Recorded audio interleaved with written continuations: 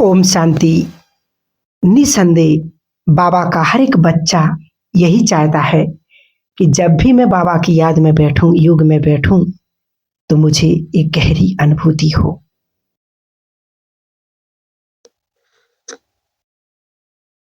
मुझे बाबा के प्यार का, उनके वरदानों का बहुत सुंदर अनुभव हो। परंतु अक्सर करके क्या होता है कि जब भी बच्चे याद में बैठते हैं, समय निकालते हैं, तो परंतु उनको वैसा सुंदर अनुभव नहीं कर पाते जैसा उनको करना चाहिए। तो फिर उनको लगता है कि हमने हर तरीके से संभव कोशिश की, परंतु हमारा योग ही नहीं लगता। हम क्या करें? अगर ऐसी कोई भी बात आ रही है, ऐसा कोई अनुभव हो रहा है, तो हम आज उसी पर एक थोड़ा विचार करेंगे। तो सबसे पहले तो इस बात को समझ लीजिए कि अगर आपके अंदर इच्छा उत्पन्न हो रही है कि मुझे बहुत सुंदर योग लगाना है, मुझे बहुत सुंदर मेडिटेशन करना है, तो मुझे बड़े प्यार से परमात्मा को याद करना है, तो सबसे पहले तो इसके लिए आपको बहुत बहुत बधाई है, क्योंकि वास्तव में यही योग भी है।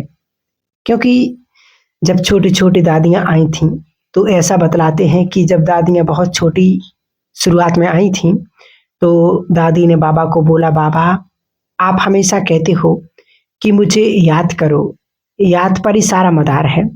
जो जितना याद करेगा उतना ही ऊंच पद का अधिकारी बनेगा। परंतु बाबा मुझे ये तो योग लगाना आता ही नहीं है, मुझे तो याद करना आता ही नहीं है, तो मैं क्या करूं? तो बाबा ने कहा कि बच्चे कोई बात नहीं, तुम शाम को मेरे पास आना, तो मैं तुमको सिखाऊंगा कि कैसे योग लगाना होता है। तो दादी तो सुबह से इस चीज के वेट करने लगी कि कब शाम हो और मैं बाबा के पास जाऊं और मुझे योग लगाना सीखूं।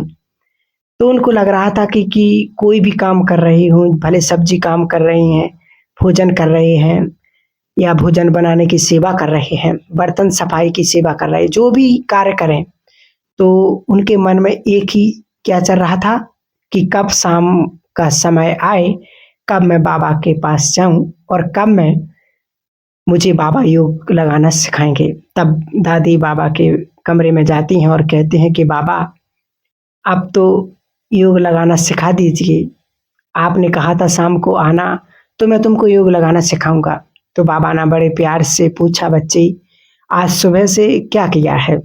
तो दादी ने कहा कि बाबा मुझे कुछ भी याद नहीं आ रहा है, मुझे किसी भी चीज का ध्यान नहीं है, बस मेरे मन में एक ही बात चल रही थी कि कब इस समय आए, कब मैं आपके पास आऊं, कब आप मुझे योग लगाना सिखाएं और कब मैं बहुत अच्छी रीति से आपको याद करूं। तो बाबा ने बड़े प्यार से सिर पर हाथ रख करके कहा, बच्ची यही तो योग है।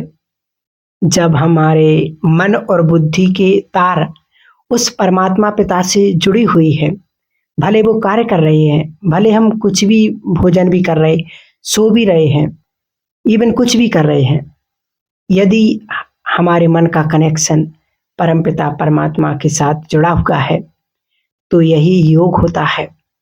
कई बार बच्चों को लगता है कि जब मेरा मन बिल्कुल परम धाम में टिक जाएगा, कोई संकल्प नहीं चलेगा, तो वही योग है, अदरवाइज नहीं। हाँ, वो तो बहुत पावरफुल स्थिति है ही, वो तो बीज रूप स्थिति है ही, परंतु ये सब भी योग में ही आते हैं। शुरुआत यहीं से होती है, धीरे धीरे हमारे मन की बुद्धि की तार परमात्मा से जुड़ती है, धीरे धीरे हमारा कनेक्शन गहरा होता जाता है। फिर वो अवस्था हमारी अवश्य आती है जब हम एक संकल्प पर टिक जाते हैं, और यही संकल्प हमारी योग की गहराई को आगे बढ़ाता है। फिर वही अवस्था हमारी अवश्य आ जाती है जब हम एक संकल्प में टिक जाते हैं। तो सबसे पहले तो इस बात की सच्चे दिल से बधाई है कि ये इच्छा रखना, ये भावना रखना कि मुझे योग लगाना सीखना है या मुझे बहुत अच्छा योग करना है, ये भी योग है। दूसरा, हम उस बात पर विचार करेंगे जो स्वयं परमात्मा ने, हमारे शिव बाबा ने अपने महावाक्यों में उच्चारी है। बाबा हमेशा एक बात कहते हैं, बच्चे ज्ञान नहीं समझ में आता है कोई बात नहीं, किसी को नहीं सुना सकते कोई बात नहीं, योग लगाना नहीं आता कोई बात नहीं, धारणाएं में कच्चे हो तो भी ठीक है, लेकिन एक काम है जो मेरा हर एक बच्चा कर सकता है, जो सबको करना है, वो है सच्चे दिल से दुआएँ देना और दुआएँ लेना। अगर आपके जीवन में ये एक्सपीरियंस नहीं किया है, तो प्लीज़ 101% इसको कीजिए। क्योंकि किसी व्यक्ति के, किसी इंसान के ये वाक्य नहीं है, स्वयं परमपिता परमात्मा के महावाक्य हैं और परमात्मा पिता के महावाक्य अटल हैं। आप सिर्फ 1 मंथ ये एक्सपीरियंस कीजिए। आप बस एक ये चीज़ याद रखना कि बस सिर्फ दुआएँ दिल से निकलनी चाहिए। वास्तव में दुआ वही होती है जो दिल से निकलती जाए। कई बार मुख से तो हम बहुत सारी दुआएँ दे देते हैं कि आप सदा खुश रहो, आगे रहो, स्वस्थ रहो। लेकिन यदि दिल में उसके आत्मा के प्रति थोड़ा-सा भी कुछ भी विचार है, कोई भावना रखी हुई है, तो कभी भी हम उस आत्मा का दुआ नहीं दे पाएँगे।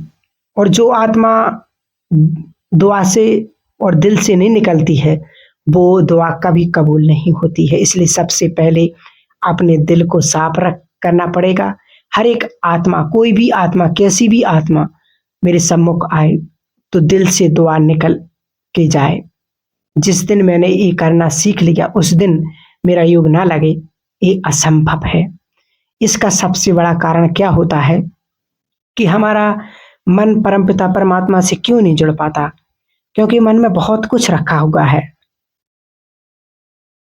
जैसे कई आत्मा के प्रति बुरे बोल रखे पड़े हैं, गलत व्यवहार रखा पड़ा है, किसी ज़िम्मेवारी की, किसी टेंशन की कोई बात है, तो जब तक वो मन में चलती रहेगी, तो मन तो वहीं जुड़ा रहेगा। तो फिर वो बाबा से कैसे जुड़ पाएगा? तभी तो योग नहीं लग पाता है, क्योंकि मन भारी पड़ा हुआ है, विचारों में उलझा हुआ है। परंतु जब हम दुआ देते हैं, सच्चे दिल से दुआ देते हैं, तो धीरे-धीरे हमारा दिल, हमारा मन स्वच्छ होना प्रारंभ हो जाता है। धीरे-धीरे हमारे दिल से हर एक आत्मा के प्रति कोई भावनाएँ रखी हुई हैं, आप नोट करेंगे धीरे-धीरे वो समाप्त होना प्रारंभ हो जाएँगी और हर एक के आत्मिक दृष्टि से देखना शुरू कर देंगे, तो आपको लगेगा कि ये मेरे बाबा का बच्चा है, मुझे हर एक आत्मा को दुआ देनी है। जिस दिन ये होना प्रारंभ हो जाता है, उस दिन आपका मन कैसा हो जाता है? एकदम निश्चल, एकदम पवित्र, एकदम शुद्ध। और जितना जितना मन शुद्ध होगा, जितना पवित्र होगा, निश्चल होगा, उतना ही वो परमपिता परमात्मा से जुड़ पाएगा।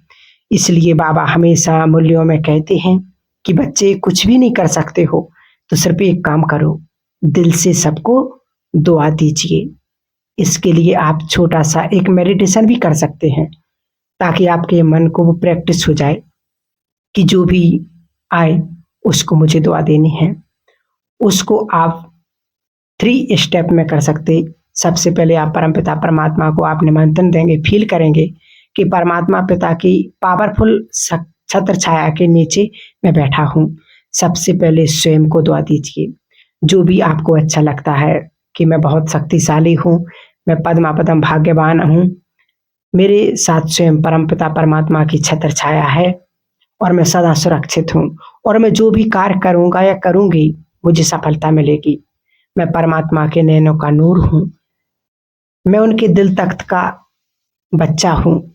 मेरे साथ और मेरे सबके साथ बहुत मधुर संबंध है।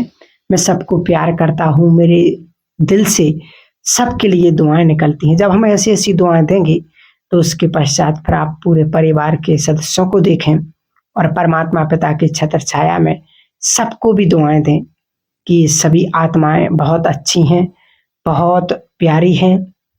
हम सबके संबंध बहुत मधुर हैं और सदा सभी स्वस्थ हैं, सदा सुखी हैं, सदा संपन्न हैं, भरपूर हैं।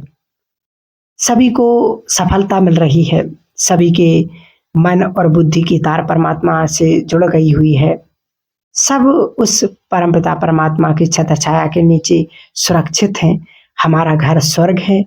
सभी देवी कुल की महान आत्माएँ हैं। ऐसी सुंदर-सुंदर जब आप दुआएँ देंगे अपने परिवार को, तो उसके पश्चात फिर संपूर्ण विश्व की आत्माओं को कि सभी आत्माएं बहुत अच्छी हैं, सभी सदा स्वस्थ रहें, सुखी रहें, सभी का कल्याण हो, सभी परमात्मा पिता को पहचान करके अपने मन की तार जुड़ करके उनसे वर्षा ले लें।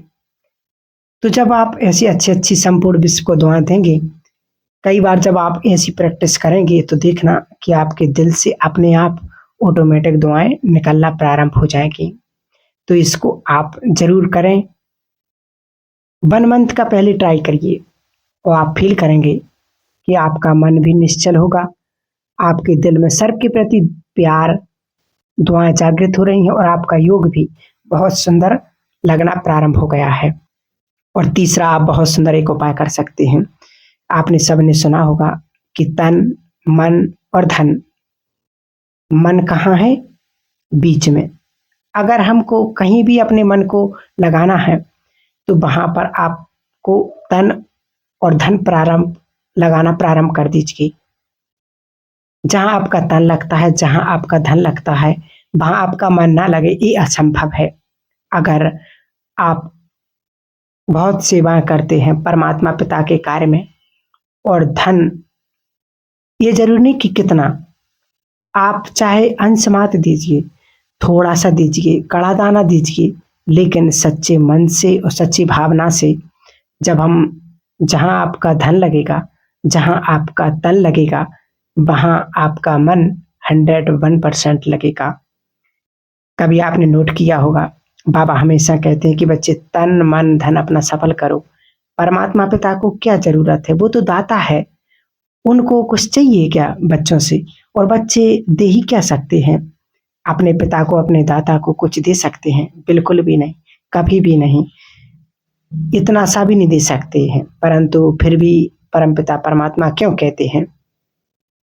कभी आप नोट करना, जब आपके बड़े चाहते हैं, पेरेंट्स चाहते हैं, खास तौर पर जब भी भंडारे में पैसा पैसा देना होता है डालने को, तो पेरेंट्स खुद भी डाल सकते हैं ना, परंतु उनकी क्या इच्छा रहती है कि बच्चों के हाथ से जाए, ताकि उनके हाथ से सफल हो। कहते हैं ना, जो जिस हाथ से डलता है, उसी हाथ का वो भाग्य बनता है। तो फिर वो पेरेंट्स की क्या इच्छा रहती है कि मेरे बच्चों का भी भाग्य बने और ये अपना सफल करें। उसी प्रकार परमपिता परमात्मा हमारा इसलिए कहते हैं कि बच्चे अपना तन और मन धन सफल करो, क्योंकि जब अपना तन और मन धन कड़ा दाना हम परमात्मा की सेवा में लगाते हैं, तो हमारा मन ऑटोमेटिक परमात्मा की ओर जुड़ जाता है। यदि तो ये वास्तव में ज़रूर करके दीजिए। और लास्ट सबसे बड़ी बात होती है कि जब हमारा योग नहीं लगता है, तो कहीं न कहीं कोई न कोई जाने अनजाने में कोई पाप कर्म हुआ है। क्योंकि जो पाप कर्मों का जो बोझा होता है, वो कर्मों का जो हिसाब किताब होता है, वो हमारे मन को खींचता है, भारी करता है, जिसकी वजह से हमारा मन परमपिता परमात्मा से नहीं लग पाता है, नहीं जुड़ पाता है। पर हमें तो मालूम नहीं है कि इस जन्म में किस आत्मा के प्रति जाने अनजाने में पाप कर्म होगा, या मेरे साथ उस आत्मा के साथ हिसाब किताब होगा। इसलिए परमात्मा पिता कहते हैं कि क्षमा याचना योग करो। तो दिन में 2 बार, सुबह और शाम, क्षमा याचना योग जरूर कीजिए। भले आप 5 मिनट के लिए कीजिए। उसमें सिर्फ आपको यही अनुभव करना है कि मैं परमात्मा पिता के सम्मुख बैठा हूँ और परमात्मा पिता से कह रहा हूँ कि आप उन आत्माओं को इमर्ज कीजिए जिनके साथ मेरे साथ किसी भी जन्म का कोई भी कर्मों का हिसाब किताब है। तो उसके पश्चात फील करना कि वो सभी आत्माएं मेरे सम्मुख बैठी हैं और परमात्मा पिता ने मेरे साथ सम्मुख किया है, इमर्ज किया है, और परमात्मा पिता के सामने उनसे दिल से क्षमा याचना कीजिए, उन्हें माफ कीजिए और आप उनसे माफी मांगिए। तो आप देखना, आपका योग बहुत सहज, बहुत सुंदर और बहुत शक्तिशाली होने लगेगा। ठीक है। ओम शांति।